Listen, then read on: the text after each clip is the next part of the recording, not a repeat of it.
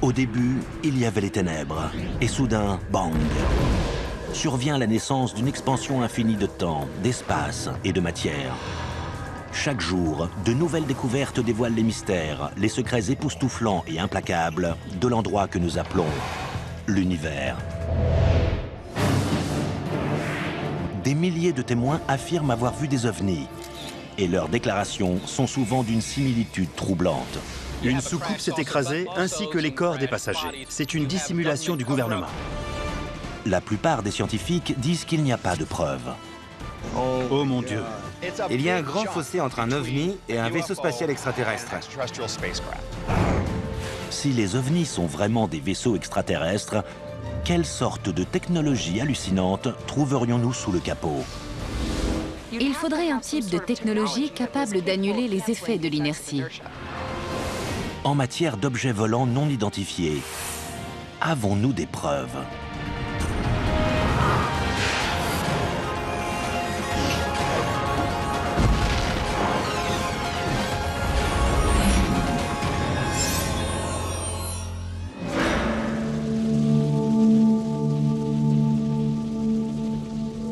Pour des millions de partisans, tout commence le 24 juin 1947. Un homme d'affaires et pilote vole dans son avion privé près du mont Rainier, dans l'État de Washington. Soudain, il voit un groupe de 9 objets volant à une vitesse incroyable. Ils étaient très réfléchissants. Ils volaient à une vitesse supersonique, en formation, et ils avaient de brusques changements de trajectoire. Cette vitesse était hors d'atteinte à l'époque. C'était avant les réacteurs et les avions supersoniques.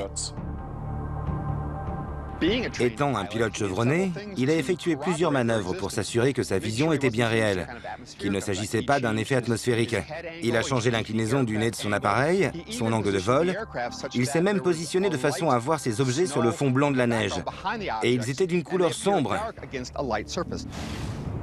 Avant qu'Arnold ne puisse se rapprocher, les objets ont disparu. C'était un fait sans précédent dans les temps modernes. Personne n'avait jamais vu une telle chose. Dans les jours qui suivent, des journalistes déforment les propos d'Arnold, alors qu'il essaie de trouver une explication à cet incident. Il a dit qu'ils se déplaçaient comme des soucoupes qui ricocheraient sur l'eau. Le journaliste a mal noté les propos et a dit qu'ils ressemblaient à des soucoupes volantes. Le terme « soucoupe volante » est né. Et l'observation d'Arnold initie le phénomène moderne des ovnis. Des semaines plus tard, durant l'été 1947, probablement le plus célèbre incident parlant d'un objet volant non identifié est signalé près de Roswell, dans le Nouveau-Mexique. Roswell est devenu la tête d'affiche du phénomène des ovnis, car il y a tous les ingrédients nécessaires. Une soucoupe qui s'écrase et aussi les corps des passagers. Une dissimulation du gouvernement. Il y a eu de la désinformation de la part des autorités. Le rapport original de l'armée de l'air à l'époque disait qu'il s'agissait d'une soucoupe volante d'origine extraterrestre.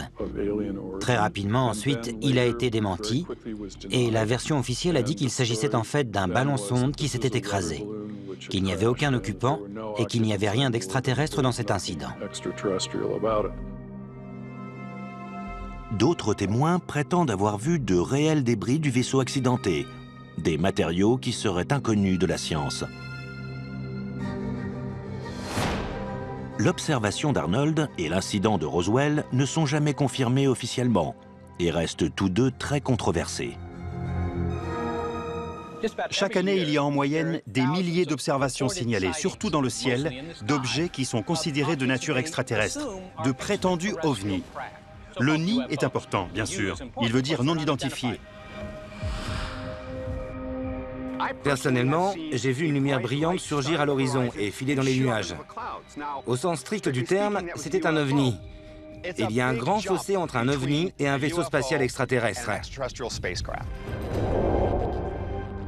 Des scientifiques affirment que la plupart des ovnis ont soit une origine terrestre, satellite, ballon et avion, soit une origine cosmique, météorite, comète, voire Vénus, une planète particulièrement brillante. Mais quand une observation d'OVNI n'a aucune explication plausible, pourrait-il s'agir d'un vaisseau extraterrestre? Et si oui, quel genre de technologie expliquerait les comportements décrits par les témoins? Comment serait conçu un tel vaisseau? Et quels problèmes devrait-il surmonter? Les comportements des ovnis décrits par certains rapports dépassent nos connaissances actuelles en physique. Vitesse vertigineuse, accélération extrême, brusque changement de direction, des choses impossibles à faire pour nous sans causer des blessures mortelles aux pilotes ou la destruction du vaisseau. Des témoignages d'accélération hyper rapide, de virage à la vitesse de l'éclair et d'arrêt brusque semblent violer des lois connues de la physique. Les extraterrestres auraient-ils trouvé un moyen de contourner ces lois? Nous devons considérer ici le principe d'inertie. Ce principe, tout d'abord énoncé par Isaac Newton, dit que tout objet immobile ou en mouvement rectiligne uniforme garde son état tant qu'il est soumis à des forces qui se compensent. Alors, pour générer ce genre de changement d'inertie impensable, il faudrait soumettre un objet à une force colossale. Suivant cette logique, un pilote de chasse avoisinant la vitesse de la lumière et essayant de virer à 90 degrés à cette même vitesse encaisserait une force équivalente à 300 G. Le maximum qu'un pilote humain vêtu d'une combinaison pressurisée peut encaisser sans s'évanouir est de 10 G environ.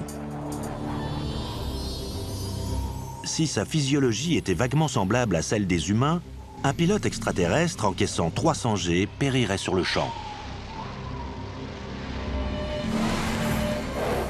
Ses organes internes continueraient d'avancer et s'écraseraient sur son squelette. S'ils étaient nos semblables, ils s'injecteraient sans doute un fluide à effet corporel interne afin de régler le problème des organes se déplaçant dans le corps. Et cela pour éviter, tout en étant bien sanglés et bien protégés, toute blessure interne durant les phases d'accélération et de décélération. Pour annuler réellement les effets de l'inertie sur le vaisseau, les pilotes devraient avoir recours à une technologie inaccessible à notre science moderne. Afin d'annuler les effets d'un virage à 300 G et de ne pas être broyé par la force intense, il faudrait disposer d'une sorte de technologie ou d'appareil capable d'annuler les effets de l'inertie. Cet appareil devrait manipuler la gravité, recourir à une sorte de champ de force pour compenser les forces gravitationnelles qui régissent l'univers tout entier. Cet appareil, on pourrait l'activer et le désactiver manuellement, ou il s'activerait et se désactiverait automatiquement. C'est une technologie très avancée qui n'est pas envisageable pour nous. Mais si la science ne peut pas encore expliquer comment ces vaisseaux surmonteraient le problème mortel de l'inertie, peut-elle nous aider à expliquer leur forme? Surtout la plus célèbre de toutes, la soucoupe volante. À la fin des années 1950, l'armée de l'air américaine teste l'Avrocar. Mais ce prototype a d'énormes problèmes de stabilité. Son aérodynamique offre peu d'avantages. Et il prouve qu'un vaisseau en forme de soucoupe ne peut pas atteindre de grandes vitesses dans l'atmosphère de la Terre. L'aile Delta est de très loin une bien meilleure candidate. Un fait bien connu des concepteurs d'avions de chasse modernes. En fait, les observations d'OVNI décrivant des vaisseaux de forme triangulaire ont augmenté au cours des dernières décennies. Une tendance qui reflète l'émergence des chasseurs à voilure variable et même des ailes volantes, comme le bombardier furtif B-2 Spirit. Les formes observées ont changé au fil des ans, les plus récentes étant le plus souvent triangulaires. Alors, les récits des gens ont réellement tendance à refléter les avions les plus avancés de l'époque. Au-delà du mouvement et de la forme, toute tentative d'explication de la science des ovnis doit prendre en compte le facteur bruit, ou plutôt l'absence de bruit. Les rapports sur les ovnis prétendent constamment qu'ils se déplacent sans faire le moindre bruit. Dans presque toutes ces observations, c'est une règle, il n'y a aucun bruit. Bruit que l'on devrait entendre pour tout engin volant à grande vitesse dans l'atmosphère de la Terre. Ce qu'il se passe, c'est qu'il y a ce qui s'appelle un bang supersonique. C'est une onde de choc spéciale qui se propage dans l'atmosphère et qui s'écoule derrière l'avion. Quand on est au sol, on entend cet énorme bang supersonique qui résulte de la différence de pression entre l'avant et l'arrière de l'appareil, tandis qu'il vole dans l'atmosphère. Un vaisseau alien pourrait-il, d'une façon ou d'une autre, annuler l'énorme onde de choc que génère une vitesse supersonique?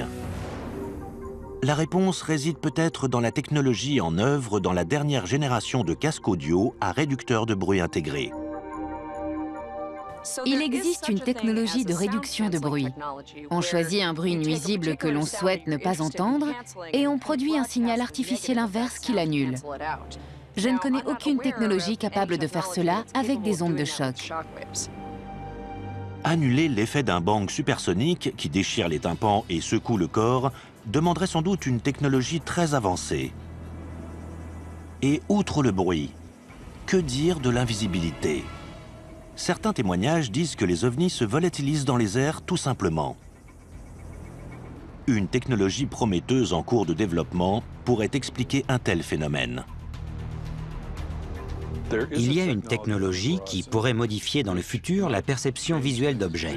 C'est une technologie qui repose sur la déviation de la lumière grâce à des composites que l'on appelle des métamatériaux. Pour faire une analogie avec des films connus, pensez à la cape d'invisibilité des films de Harry Potter. Ces métamatériaux sont composés de substrats de polymère, d'or et de cuivre afin de forcer des lignes de champ magnétique à se courber autour d'un objet. La lumière est ainsi déviée autour de cet objet au lieu d'être réfléchie ou réfractée. Mais matériaux avancés, furtivité et maniabilité hors normes ne servent à rien si nos visiteurs sont incapables, en premier lieu, d'arriver sur Terre. Les chances que des aliens débarquent sur notre planète sont infimes. Mais au cas où, ça signifierait qu'ils ont résolu plein de problèmes, y compris en sciences des matériaux, pour lesquels nous n'avons pas de solution. Ils auraient une technologie bien plus avancée que la nôtre, peut-être même plus avancée que celle dont nous rêvons. Mais des scientifiques imaginent des technologies ingénieuses qui permettraient de surmonter le problème des distances apparemment infranchissables entre les étoiles. Notamment une source de propulsion tellement apocalyptique que nous verrions arriver des aliens à des années-lumière.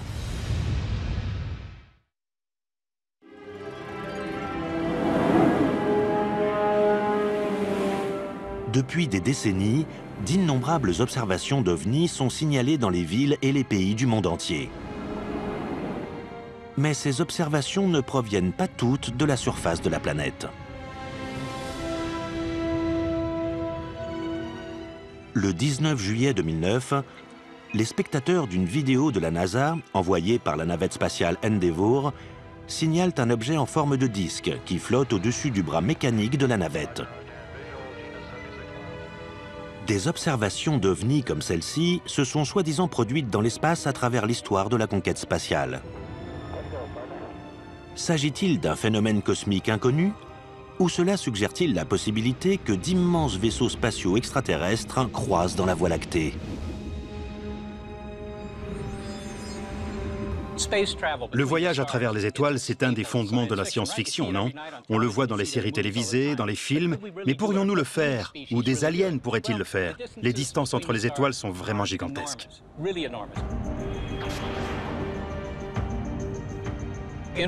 La physique n'interdit pas le voyage interstellaire. On ne peut pas l'écarter et dire que c'est absolument impossible. C'est juste que c'est très, très difficile.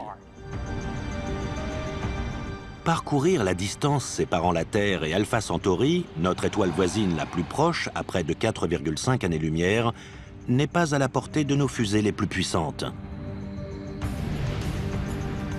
Si des aliens d'un lointain système stellaire arrivaient sur Terre, nous pouvons exclure le fait qu'ils voyageraient dans des fusées chimiques. Malgré l'impressionnante colonne de feu et de fumée que l'on voit au décollage d'Apollo, ces fusées-là ne vous emmènent pas bien loin dans le système solaire.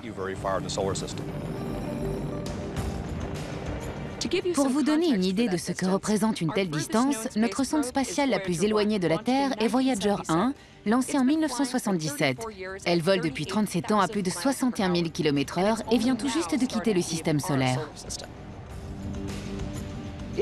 Si sa destination était Alpha Centauri, il lui faudrait 56 000 ans pour atteindre le système stellaire le plus proche. Pour se lancer dans des missions interstellaires d'une durée s'accordant à l'échelle de la vie humaine, environ 50 ans, il nous faudrait multiplier notre vitesse de déplacement par au moins un facteur 1000.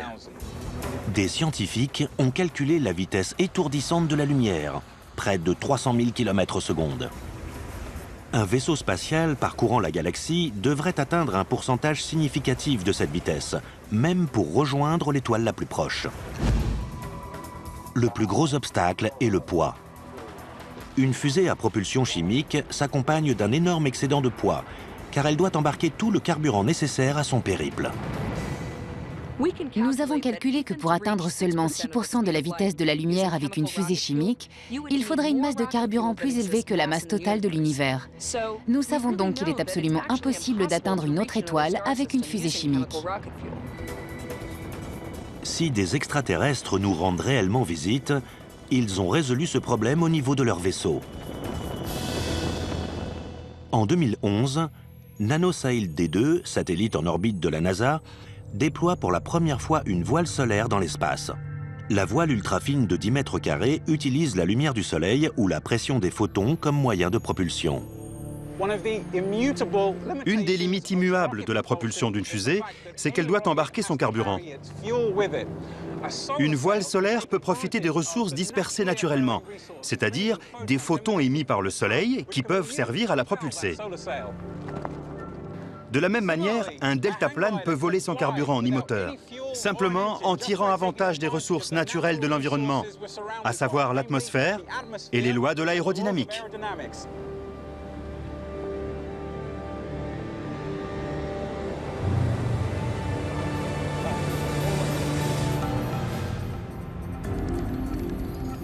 Pour atteindre des vitesses suffisantes permettant de remorquer un vaisseau abritant des formes de vie, la voile devrait être immense, des centaines de kilomètres de diamètre. Et comme la pression des photons émis par une étoile décroît au fur et à mesure que la voile s'en éloigne, certains ont envisagé un rayon laser puissant pour fournir l'énergie à la voile.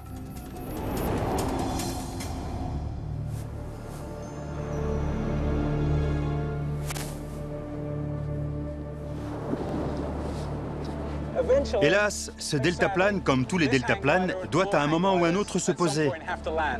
Mais une voile solaire, propulsée par l'énergie d'un rayon laser, pourrait certainement voyager dans les étoiles. Vitesse maximale d'une voile solaire, environ 10% de la vitesse de la lumière. Durée du voyage de la Terre à Alpha Centauri au moyen de photons générés par laser, environ 45 ans. Actuellement, la NASA et d'autres agences spatiales prévoient de lancer davantage de voiles solaires. Mais il existe d'autres moyens de propulsion plus puissants dans l'univers. Dans les années 60, une méthode de propulsion a été étudiée.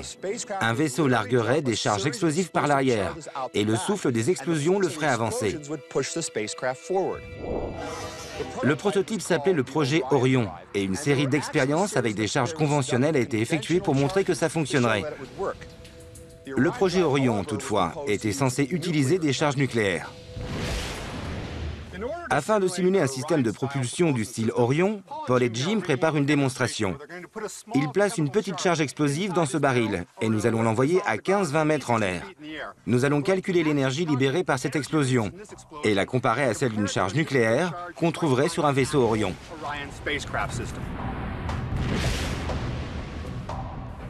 Notre simulation de vaisseau spatial Orion est prête. Nous allons faire sauter la charge explosive, envoyer le baril en l'air et comparer le résultat avec l'énergie libérée par l'explosion d'une charge nucléaire typique qui serait utilisée sur un vaisseau Orion.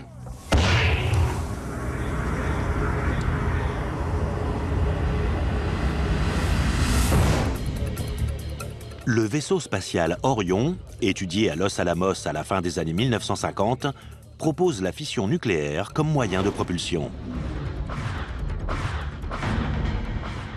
La fission se produit lorsque le noyau d'un atome se divise en plusieurs nucléides, ce qui se traduit par l'émission de neutrons et le dégagement d'une énorme quantité d'énergie sous forme de rayons gamma.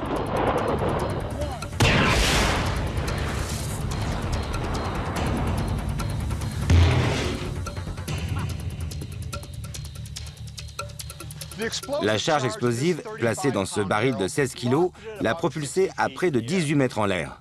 Une petite charge nucléaire semblable à celle d'Hiroshima libérerait environ 27 millions de fois plus d'énergie. C'est clairement un moyen de propulsion pratique pour les voyages interplanétaires, voire interstellaires. À cause des énormes explosions que produirait une propulsion Orion, l'arrière du vaisseau spatial devrait être muni d'une épaisse plaque de métal qui absorberait la poussée des explosions et d'absorbeurs de choc pour éviter à l'équipage d'être secoué à chaque explosion. Vitesse maximale d'un vaisseau spatial propulsé par fission nucléaire, environ 5% de la vitesse de la lumière. Durée du voyage entre la Terre et Alpha Centauri, environ 90 ans. Malgré sa puissante source de propulsion, le vaisseau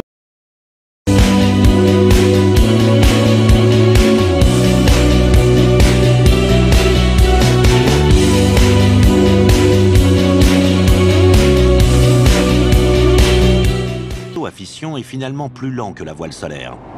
Accélérer cette vitesse implique de se tourner vers une autre réaction nucléaire, plus intense. La fission nucléaire est bien connue et bien maîtrisée. Nous l'avons utilisée pendant longtemps pour produire de l'énergie. Mais il y a une autre source d'énergie, la fusion nucléaire.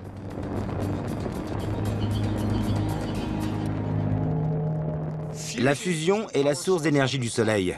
Dans le cœur du Soleil, les températures sont si élevées et les atomes se déplacent si vite qu'ils se percutent les uns les autres, créant de nouveaux éléments et libérant de l'énergie. Opposée de la fission, la fusion se produit lorsque deux noyaux fusionnent pour former un noyau unique, plus lourd. Il en résulte une énorme libération d'énergie. Un vaisseau spatial propulsé par fusion nucléaire est étudié dans les années 1970. C'est le projet Daedalus. Sa mission est d'atteindre l'étoile de Barnard, distante de 5,9 années-lumière. Au lieu de bombes nucléaires, le vaisseau a son système de propulsion par fusion à bord, dans une chambre de confinement. Le carburant d'un vaisseau de classe Daedalus consistait en des pastilles de mélange deutérium et d'hélium-3.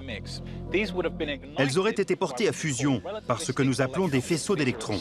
Ce sont des électrons à très haut niveau d'énergie qui auraient percuté les pastilles de deutérium-hélium-3, entraînant leur fusion et le dégagement d'une énorme quantité d'énergie. Le concept de Daedalus exigeait de tirer 250 pastilles par seconde pendant plus de 2 ans. Le vaisseau spatial aurait pesé 55 000 tonnes, le carburant représentant l'essentiel du poids. L'excédent de poids d'un tel vaisseau serait élevé. Mais une civilisation avancée pourrait éliminer le problème en se ravitaillant en hydrogène durant son voyage stellaire. Le deutérium, ou hydrogène lourd, se trouve en abondance sur Terre, notamment dans l'eau de mer. Mais l'hélium-3 est un isotope plus rare. Dans notre système solaire, on peut en trouver sur la Lune et en vaste quantité sur Jupiter et Saturne. Des scientifiques ont proposé d'utiliser d'énormes collecteurs à hydrogène afin de se procurer l'hélium-3 nécessaire pour voyager dans le vide intersidéral. Il est donc concevable qu'un vaisseau propulsé par fusion nucléaire puisse se rendre dans un autre système stellaire et prendre de l'hydrogène disponible sur place pour faire le plein. Le vaisseau à propulsion nucléaire embarqué éviterait un énorme excédent de poids et atteindrait une vitesse qui permettrait l'exploration d'une étoile proche dans un intervalle de temps raisonnable. Vitesse maximale d'un vaisseau spatial propulsé par la fusion nucléaire, environ 15% de la vitesse de la lumière. Durée du voyage entre la Terre et Alpha Centauri, environ 35 ans. Les coûts faramineux, la logistique et même la politique envers les voyages spatiaux à propulsion nucléaire ont depuis longtemps conduit l'humanité à abandonner tous ces projets. Mais une société suffisamment avancée pourrait délaisser la propulsion nucléaire au profit de ce qui apparaît comme un impossible paradoxe. Voyager à la vitesse de la lumière sans se déplacer.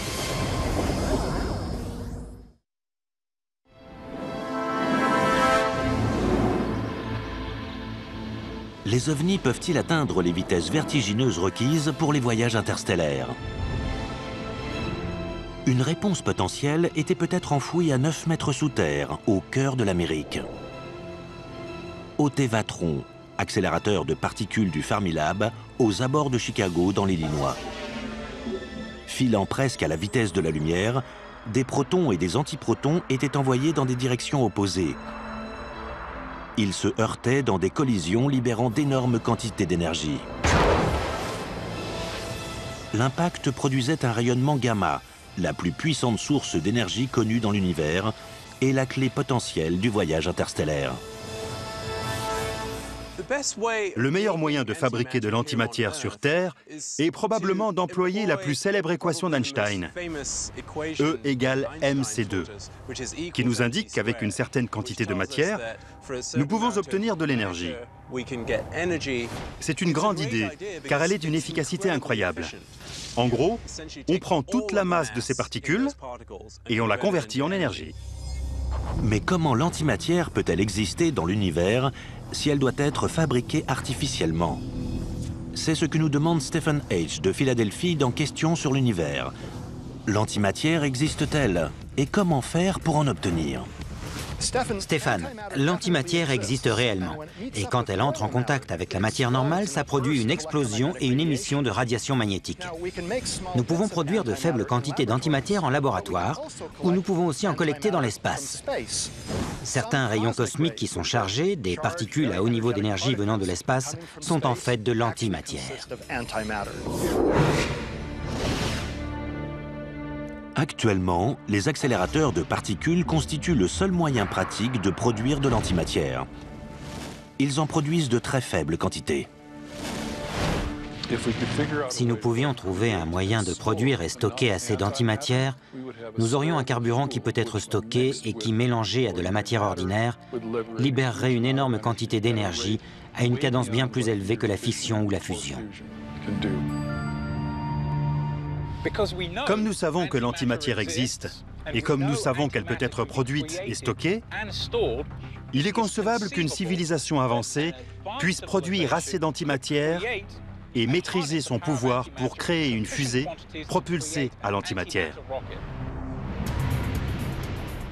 Un vaisseau propulsé par antimatière atteindrait des vitesses incroyables, juste en deçà de la vitesse de la lumière, rivalisant presque avec le rayonnement d'une étoile à travers la galaxie. Durée du voyage entre la Terre et Alpha Centauri, distante de 4,5 années-lumière, environ 5 ans. Sur le plan humain, produire assez de particules d'antimatière pour propulser un tel vaisseau spatial aurait un coût astronomique. Il serait peut-être abordable pour des aliens, mais le prix à payer pour ce vaisseau serait effroyable.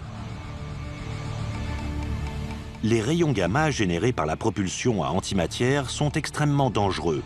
Ils pourraient détruire la structure cellulaire de tout être vivant à bord. Le vaisseau devrait comporter un mécanisme de protection évolué pour garder l'équipage en vie.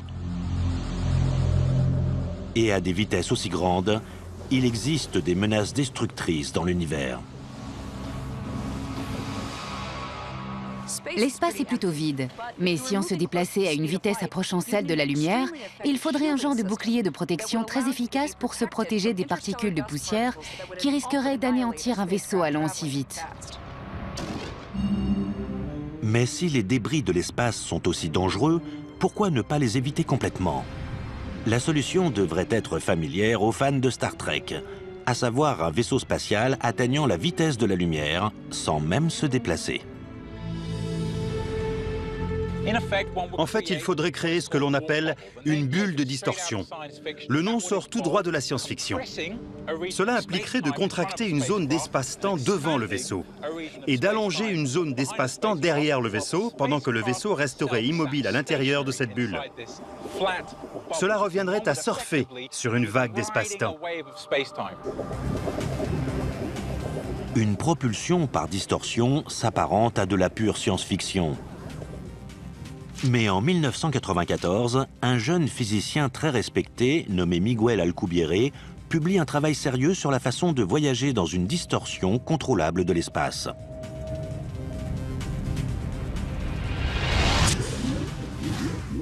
La solution du voyage dans une bulle de distorsion d'Alcubierre se heurte à de sérieux obstacles. Le plus gros s'appelle l'énergie sombre, un phénomène cosmique reconnu en 2011 lorsque 3 scientifiques remportent le prix Nobel pour avoir prouvé son existence. L'explication la plus simple proposée pour le phénomène de l'énergie sombre, c'est que l'univers a la propriété intrinsèque d'être en expansion. Nous pouvons le constater en regardant des parties de l'univers qui s'éloignent et voir que l'énergie sombre est responsable de l'accélération de cette expansion. Mais ce n'est pas une source d'énergie que l'on peut conserver, comme l'énergie solaire ou d'autres types d'énergie. Et donc, il n'est pas inconcevable. Il entre dans le domaine du possible qu'une civilisation avancée existant quelque part dans l'univers ait appris comment maîtriser l'énergie sombre pour créer une forme insolite de propulsion. Un autre obstacle empêche la propulsion par distorsion. Le seul moyen connu de faire avancer un vaisseau spatial dans une bulle de distorsion exigerait de contrôler l'énergie intense d'un trou noir. Pour vous dire simplement, il faudrait arriver à obtenir un peu de matière très concentrée, extrêmement concentrée, à un niveau qui créerait un trou noir. Si on peut générer un trou noir à petite échelle, pour ainsi dire, on pourrait le placer devant le vaisseau et utiliser la distorsion qu'il produirait pour, en quelque sorte, tracter le vaisseau. Et à quelle vitesse exactement la distorsion propulserait-elle un vaisseau extraterrestre? Le travail d'Alcubierre implique clairement qu'il serait possible, si on arrive à concevoir cette propulsion à distorsion, d'atteindre la vitesse de la lumière, voire plusieurs fois la vitesse de la lumière. Durée du voyage entre la Terre et Alpha Centauri à bord d'un vaisseau filant à la vitesse de la lumière dans une bulle de distorsion, environ 4 ans et demi ou moins, si l'équipage ne finit pas carbonisé avant. Un problème avec la propulsion d'Alcubierre, c'est que dans la bulle de distorsion, les températures seraient plus élevées qu'au cœur du Soleil. Ça fait chaud. Juste un dernier petit problème à régler pour avoir une chance d'arriver sur Terre. Qu'adviendrait-il si un tel vaisseau spatial alien pénétrait dans l'atmosphère terrestre dans une bulle de distorsion et tracté par un trou noir? Ce ne serait sans doute pas la première observation d'OVNI de masse, mais probablement la dernière. « 13 mars 1997. Des milliers de personnes voient un phénomène optique qui dérive dans le ciel d'Arizona. Des rapports qui signalent des lumières formant différents schémas géométriques à flux, ainsi que de nombreuses observations, au-dessus de Phoenix, d'un vaisseau de plus d'1 kilomètre de large, dont les lumières clignotent selon une séquence précise. Pour expliquer les événements de ce soir-là, les lumières dans le ciel de Phoenix étaient certainement des leurres thermiques, larguées par un avion de l'armée, associées à la propension humaine à imaginer une forme qui les relie.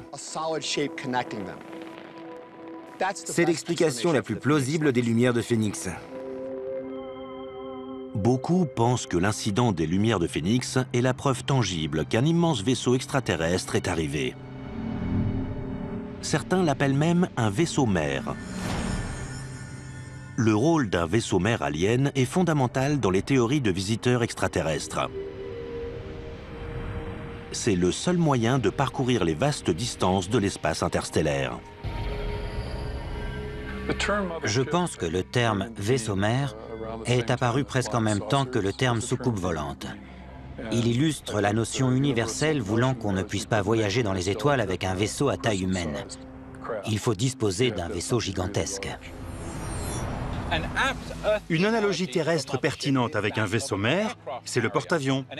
Un porte-avions parcourt de grandes distances sur l'océan, mais son rôle est de transporter des avions qui peuvent décoller et s'engager dans toute mission qui leur est assignée. Si le voyage vers la Terre est long, de l'ordre de plusieurs siècles ou millénaires, le vaisseau mère serait bien plus qu'un simple transporteur. Il y a le vaisseau générationnel, ou arche spatiale, qui est un vaisseau géant, pour l'essentiel une sorte d'écosystème dans lequel des générations de passagers naissent, vieillissent et meurent durant le long voyage qu'il faut au vaisseau pour atteindre sa destination. Peut-être qu'avec une technologie comme la biostase, des passagers biologiques aliens pourraient être mis en sommeil et réveillés au terme du long voyage. Survivre à un tel périple signifierait aussi survivre à l'énergie destructrice propulsant le vaisseau. Solution logique de conception, un vaisseau mère en forme de cigare est la description précise que donnent la plupart des gens signalant un ovni. Avec n'importe quel système de propulsion avancé, on voudrait placer l'équipage le plus loin possible du moteur à énergie.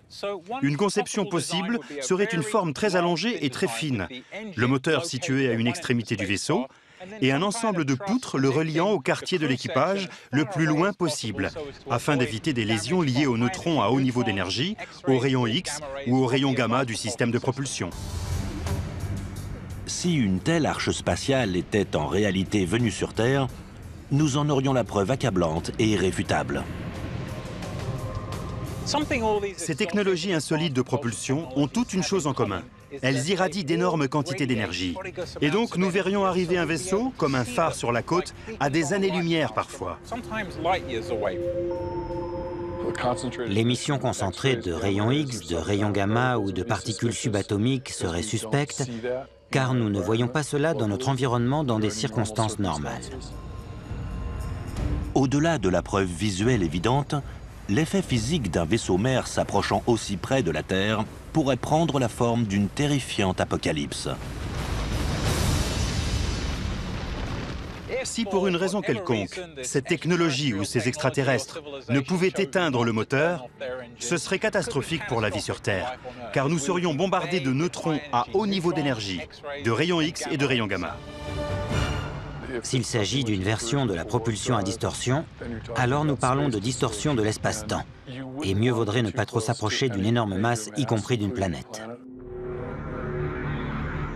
Des scénarios aussi catastrophiques sous-entendraient que des visiteurs aliens sont prêts à risquer leur vie dans un voyage interstellaire. Mais il y a peut-être un meilleur moyen.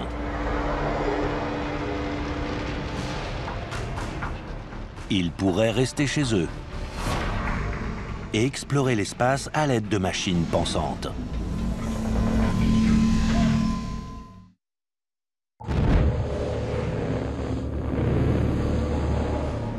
Pour beaucoup d'ardents partisans du phénomène des ovnis, l'événement de Roswell au Nouveau-Mexique durant l'été 1947 est une rencontre extraterrestre primordiale dans l'histoire humaine.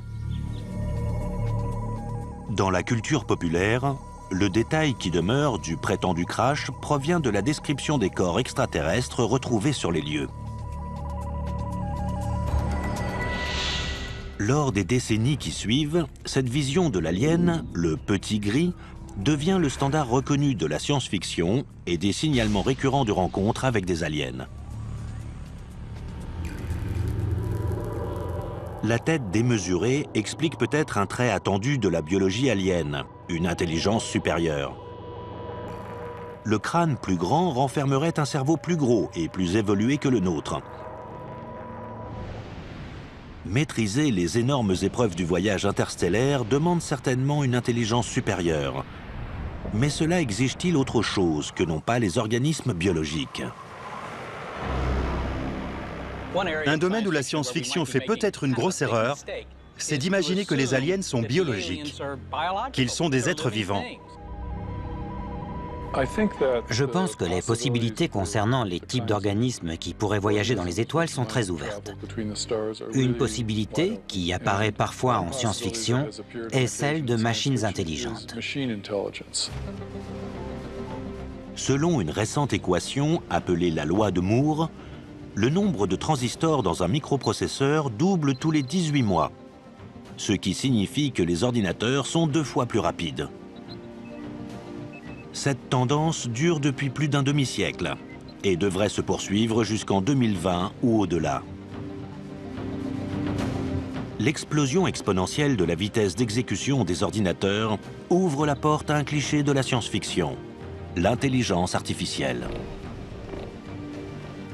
Alors si on invente une machine qui pense, 100 ans plus tard, cette machine n'est pas seulement plus intelligente que vous, elle est plus intelligente que tous les humains ayant vécu. Voilà la différence entre l'intelligence artificielle et l'intelligence naturelle. L'intelligence artificielle peut évoluer bien plus vite. Mais je pense que la forme d'intelligence artificielle que nous trouvons à la fois menaçante et prometteuse est le type d'intelligence artificielle qui pourrait faire ce que font nos cerveaux, qui pourrait penser comme nous. Au centre d'intelligence artificielle de l'université de Stanford, un futur peuplé de machines réellement intelligentes se profile rapidement. Certains obstacles sont difficiles à surmonter au niveau de l'intelligence artificielle. Primo, nous ne savons pas vraiment comment amener les ordinateurs à apprendre aussi efficacement que les humains. Les ordinateurs actuels ne sont pas assez rapides pour simuler le processus d'apprentissage qui prend place dans le cerveau humain. Pour illustrer le premier stade de l'intelligence artificielle, des étudiants de Stanford ont conçu un robot combattant, robot qui essaie d'apprendre au fur et à mesure des combats. Maintenant, il essaie de se défendre par lui-même. Il réagit donc à vos mouvements. Selon la façon dont vous maniez votre épée, le robot va s'adapter à votre geste et à votre comportement. Quelle est l'importance de ce type de robot sur la voie de la véritable intelligence artificielle, Thorsten? Nous prenons des méthodes d'intelligence artificielle, comme des méthodes d'apprentissage, pour les adapter à l'environnement du robot. Mais nous n'en sommes pas encore au stade où le robot pense vraiment. Les ordinateurs actuels sont bien moins intelligents que la plupart des humains. Mais dans le futur, je pense que les ordinateurs pourraient finalement égaler, voire surpasser l'intelligence humaine. Et si c'est le cas, imaginons que nous ayons tous un ordinateur dans notre portefeuille ou dans notre portable. À quel point cela changerait-il la civilisation? Et quelles choses fabuleuses pourrions-nous alors faire? En l'état actuel des choses sur Terre, le robot qui se défend tout seul est une analogie grossière avec le type de machine intelligente capable de piloter un vaisseau dans l'espace. Les immenses obstacles du voyage spatial, notamment l'échelle de temps et les dangers cosmiques, donnent cependant à penser qu'une génération de machines intelligentes établira le premier contact. Honnêtement, si voyager à travers les étoiles arrive vraiment, il semble raisonnable de ne pas envoyer de créatures biologiques. Elles sont fragiles, elles ont une durée de vie limitée. Comme la NASA envoie des sondes spatiales explorer le système solaire avant d'envoyer des humains, notre premier contact avec des aliens arrivera peut-être par une sonde. Créatures biologiques ou super IA? Notre vision d'un extraterrestre ne restera que spéculation jusqu'à ce que le premier contact se produise. Mais combien de temps allons-nous attendre? Et malgré l'existence de preuves tangibles, quelle est la probabilité de l'existence d'une autre civilisation intelligente? Certains pensent qu'il y a de grandes chances que l'univers bourdonne de vie. La galaxie existe depuis très longtemps. Le système solaire est là depuis bien longtemps aussi, mais la galaxie depuis plus longtemps. Et ces étoiles sont pour la plupart plus vieilles que notre Soleil ou notre système solaire. Alors il est possible que si d'autres civilisations existent, elles existent depuis plus longtemps que nous. Si elles existent depuis 100 000 ans, disons, il est fort possible qu'elles aient appris à communiquer à travers l'espace, voire à voyager dans les étoiles. Jusqu'à ce qu'un premier contact ait lieu, l'humanité va continuer à voir des ovnis dans le ciel. Aucun n'a été reconnu comme vaisseau extraterrestre jusqu'à présent. Mais cela n'écarte pas la possibilité que l'humanité découvre un jour la preuve d'une autre civilisation intelligente, soit dans l'espace lointain, soit plus près de notre planète.